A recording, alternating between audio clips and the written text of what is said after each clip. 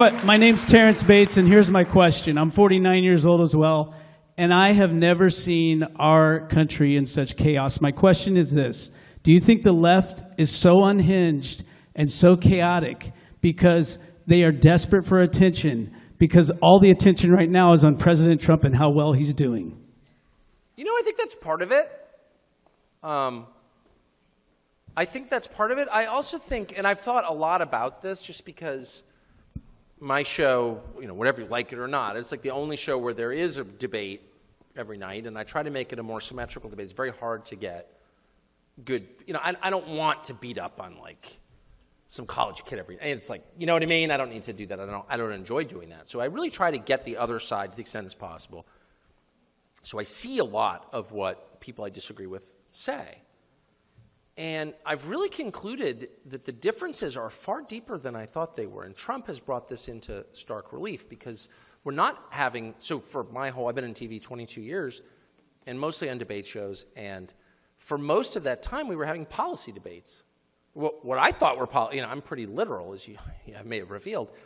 And so I assumed they were policy debates. Like there's this thing, you know, we're debating, you know, name something, I don't know. This policy, gun control.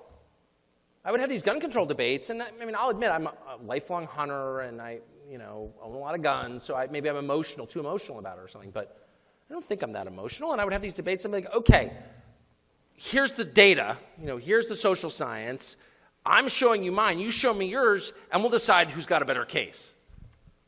And for like 20 years, they'd be like, no, I don't care what you say. Like they were never convinced at all, by anything I ever said. And not just the polemical stuff, but like the facts. And I began to think maybe we're having two separate conversations.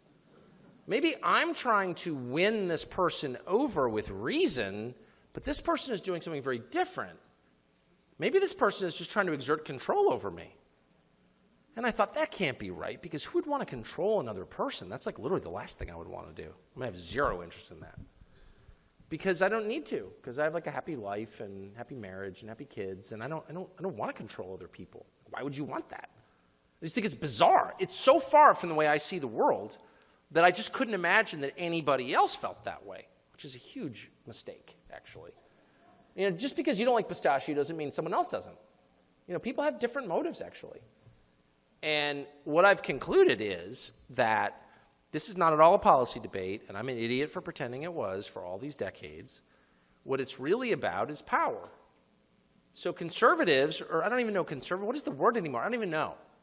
People who aren't like on that side. Who aren't screaming at people they disagree with in restaurants. If you can't imagine a scenario where you would scream at a politician you didn't vote for in a public place, then we're on the same side, okay? That's all I'm saying. So for people like us, the point of politics is utilitarian.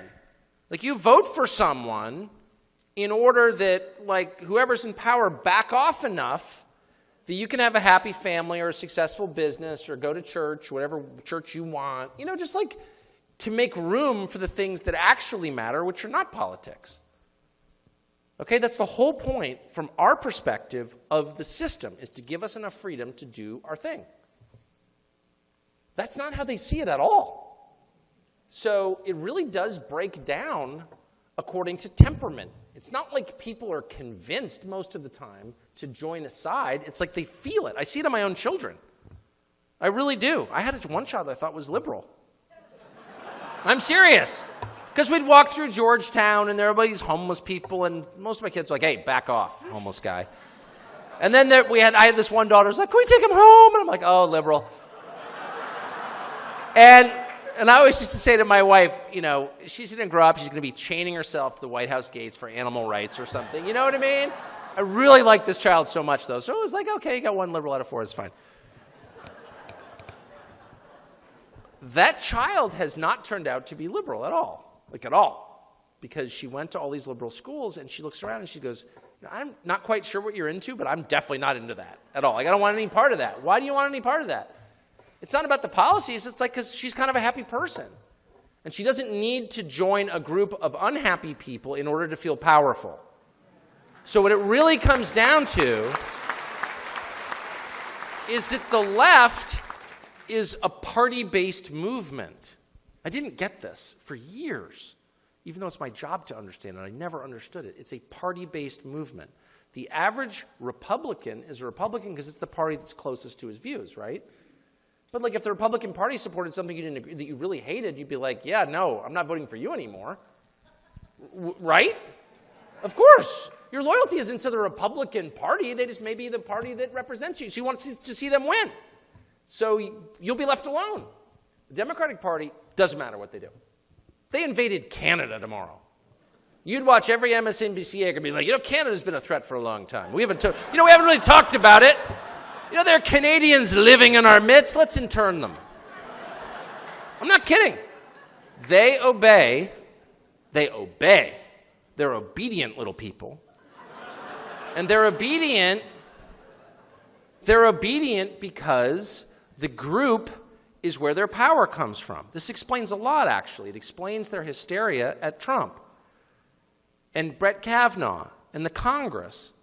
So I spent 8 years living in the District of Columbia with Barack Obama as president, who I thought was actually kind of wrecking the country. I'd see Valerie Jarrett at Safeway. I never said word one to her. I shared a backyard with Susan Rice for 6 years.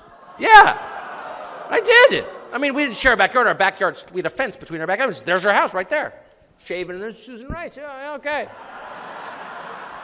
I'd see her every Halloween. No, we had a Halloween parade in our street, and I would always have a beer with Susan Rice. I'm serious. Actually, I always got along with Susan Rice. I don't know. I don't want to be mad at people. I didn't see it that way.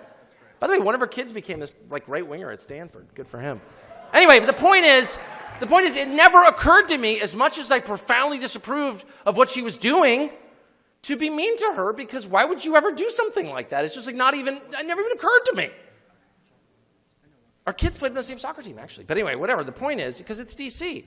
Now, the other side feels like you literally are not allowed to go to Starbucks. Like, you're just not allowed. Why? Because they are so threatened by the loss of political power that they can't think straight. What you're seeing is people who are threatened. Like, I feel like I'm pretty reasonable until I feel threatened. No, I'm serious. Like, if I felt like you were threatening me, threatening my family, my job, something I really cared about, I'd be very unreasonable with you. And I think you would be with me if you felt I was threatening you. Like, really, as a person, threatened. An election does not threaten me. It threatens them. Because a lack of political power means to them a lack of personal power. They are personally invested. Politics is how they feel powerful. They are terrified people. And politics makes them feel strong. I know I'm getting kind of shrinky on you here. But it's true. It's totally true. This has just come to me in the past month after all these years of having arguments over policy. And I'm like, well, but maybe we could find the best way. Like, no, I don't care what the best way is. I want to make sure you obey me. And you really think of it this is the last thing I'll say, but think of it this way. So this is a group full of, I don't know what your politics are, but I think probably not that many. Yeah, I know what your politics are. Okay, just kidding. But when you go back tonight to wherever you live, I bet you $20 a person that you're not going to lie awake thinking, somewhere in Williamsburg, Brooklyn, 3,000 miles from here, there is someone who doesn't agree with me. And I want to make sure that person is forced to agree with me, or I'm not going to sleep well, I'll be honest with you. In fact, I'll bet you another $20 you won't think of Williamsburg, Brooklyn at all tonight. But I can promise you that somewhere in Williamsburg, Brooklyn, there are a whole lot of people worrying that in the Mississippi Delta somewhere, in a town you've never heard of, there is one guy who's not fully with the program. And he must be brought to heel. He has real questions about this new bathroom policy. And we need to get him in line. Because that's not politics. What you are practicing is politics. What they are practicing is theology. That's an evangelical faith. A faith without a God. It's a secular religion, but it's a religion nonetheless. It's a religion that forces others to convert or suffer. That's exactly what it is. And that's why the emotional temperature is so high, unsustainably high. Anyway, that's what I've learned.